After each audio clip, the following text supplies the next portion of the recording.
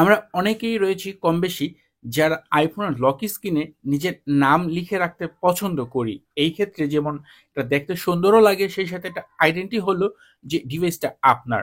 এবং এখানে অনেক iPhone ইউজার রয়েছেন যারা এই বিষয়টা জানেন না, তারা দেখে এটা কিন্তু অবাকও হয়ে যাবেন। এবং এই ক্ষেত্রে আপনি খুব সুন্দর করে আপনার নামটা লিখে রাখতে পারবেন। যদি আপনার ইচ্ছে হয় যে আপনার iPhone এর লক স্ক্রিনে এই ধরনের একটা নাম লিখে রাখবেন আপনি, তাহলে কিভাবে করবেন? আজকের এই ভিডিওতে সেই বিষয়টাই শেয়ার করছি। এট ফার্স্ট আপনাকে আপনার ফোনের সেটিংস অ্যাপ থেকে ফোকাস অপশনে যেতে হবে। আপনি সেটিংসে একটু নিচের দিকে গেলে এখানে ফোকাস নামে একটি অপশন পাবেন, এটাতে যাবেন। এরপর উপর দিকে ডান পাশে দেখবেন প্লাস অপশন রয়েছে, এখানে ক্লিক করবেন।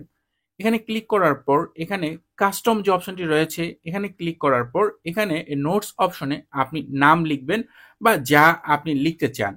এই ক্ষেত্রে লিখার পর আপনি চাইলে কালার চেঞ্জ করতে পারবেন আপনার সেই নামের।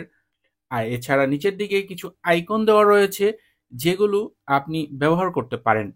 এখানে যে আইকনগুলো রয়েছে এগুলো হচ্ছে আপনার যখন এই ফোকাস মোড অ্যাক্টিভ করবেন তখন আপনার লক স্ক্রিনে বা আপনার হোম স্ক্রিনের উপরের দিকে এটা শো হবে। এছাড়া আপনি নামের আগে পরে কিন্তু যেকোনো ধরনের লোগো বা হচ্ছে ইমোজি এগুলো এড করতে পারেন। এটা কমপ্লিট হওয়ার পর এভাবে আপনি এটাকে কমপ্লিট করে দিবেন। এখন আর এখানে কিছুই করতে হবে না। ফোকাসের কোনো অপশন এড করতে হবে না। আপনি বের হয়ে আসবেন। এরপর যখন আপনি কন্ট্রোল সেন্টারে যাবেন, এরপর এখানে দেখবেন ফোকাস অপশন রয়েছে। এই ফোকাসে ক্লিক করবেন। এরপর এখান থেকে আপনার সেই নামটি দেখতে পাবেন। জাস্ট আপনি সেই নামটির উপর এভাবে প্রেস করে দিবেন, সাথে সাথে সেটা অ্যাক্টিভ হয়ে যাবে। এরপর আপনি দেখতে পাবেন যে আপনার স্ক্রিনের বাম পাশে উপর দিকে সেই লোগোটি চলে আসছে এবং লক স্ক্রিনেই কিন্তু আপনার নাম চলে আসছে, যে নামটি আপনি লিখে অ্যাক্টিভ করেছেন। তো এভাবে খুব ইজিলি কিন্তু আপনি আপনার লক স্ক্রিনে নিজের নাম লিখে রাখতে পারেন বা আপনি পছন্দ মতো যে কোনো কিছু লিখে রাখতে পারেন।